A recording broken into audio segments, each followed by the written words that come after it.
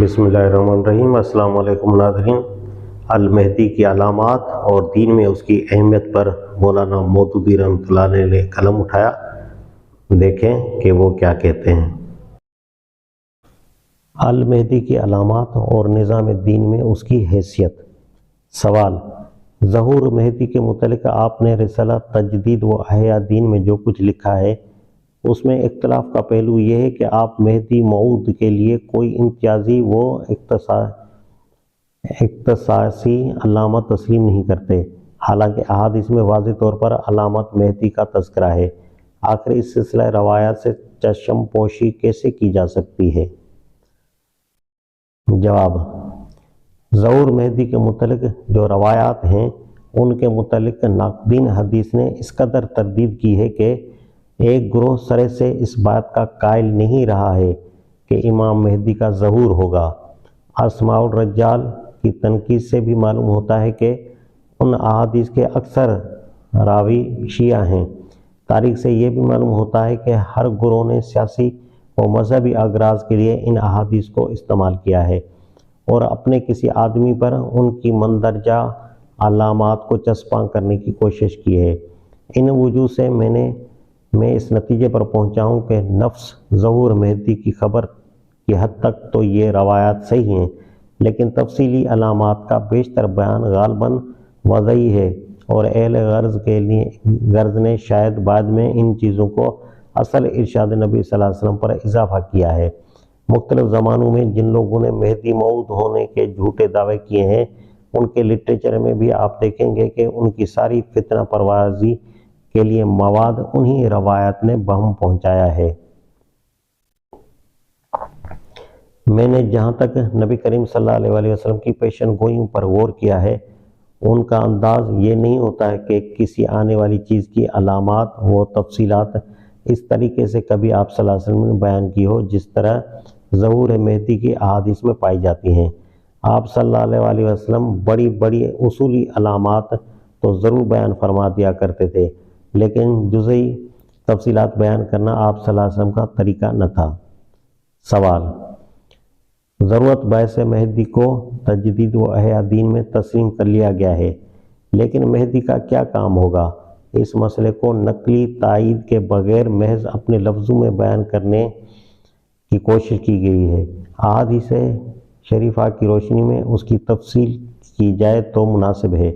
نیز مہدی موعود کے مراتب و خصوصیات اور عطاءات مہدی وغیرہ پر کوئی بحث نہیں کی گئی ہے، بلکہ عام مجددین میں شمار کر دیا گیا ہے۔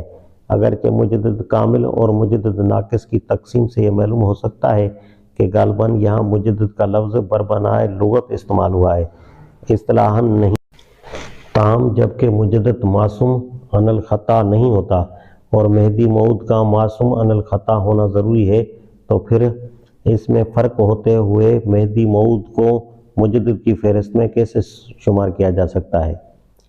جواب: اول تو خود لفظ مہدی پر غور کرنا چاہیے جو حدیث میں استعمال کیا گیا ہے۔ حضور اکرم صلی اللہ علیہ وسلم نے مہدی کا لفظ استعمال فرمایا ہے جس کے معنی ہیں ہدایت یافتہ کے۔ ہادی کا لفظ استعمال نہیں کیا ہے۔ مہدی ہر وہ سردار، لیڈر اور امیر ہو سکتا ہے جو راہ راست پر ہو۔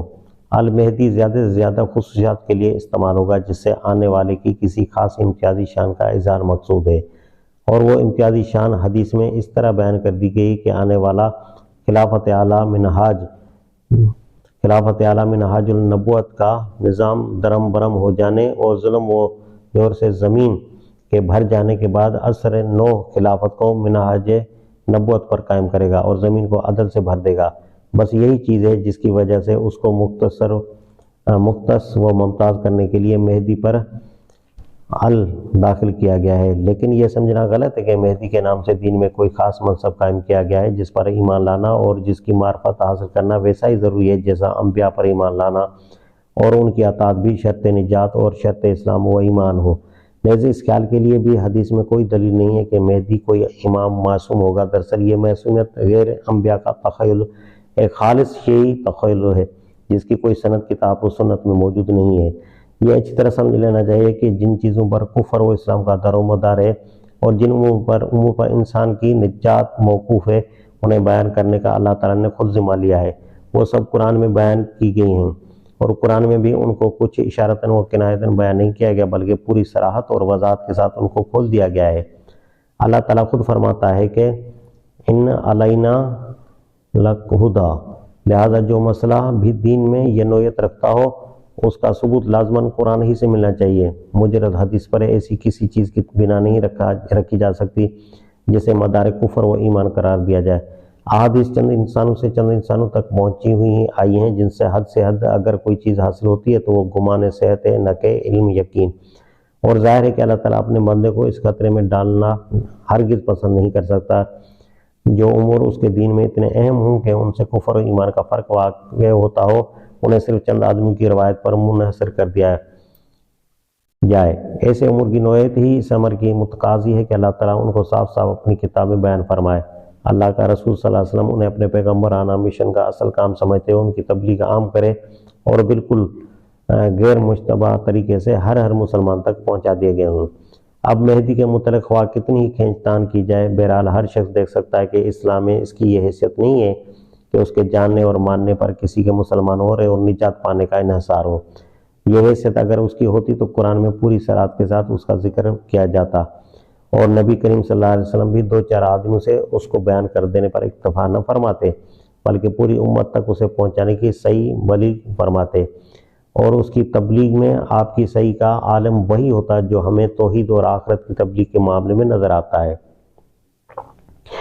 درحقیقت جو شخص علوم دینی میں جو کچھ بھی نظر اور بصیرت رکھتا ہو، وہ ایک لمحے کے لیے بھی یہ باور نہیں کر سکتا کہ جس مسئلے کی دین میں اتنی بڑی اہمیت ہو اسے محض اخبار احاد پر چھوڑا جا سکتا ہے، اور اخبار احاد پر بھی اس درجے کی کہ امام مالک اور امام بخاری اور امام مسلم جیسے محدثین نے اپنی حدیث کے مجموع میں سرے سے ان کا لینا ہی پسند نہ کیا ہو۔ تو ناظرین، آپ نے سن لیا کتنا عمدہ طریقے سے مولانا نے اس کو سمجھایا ہے۔ نیکسٹ ویڈیو تک کے لیے مجھے اجازت دیجیے۔ اللہ حافظ۔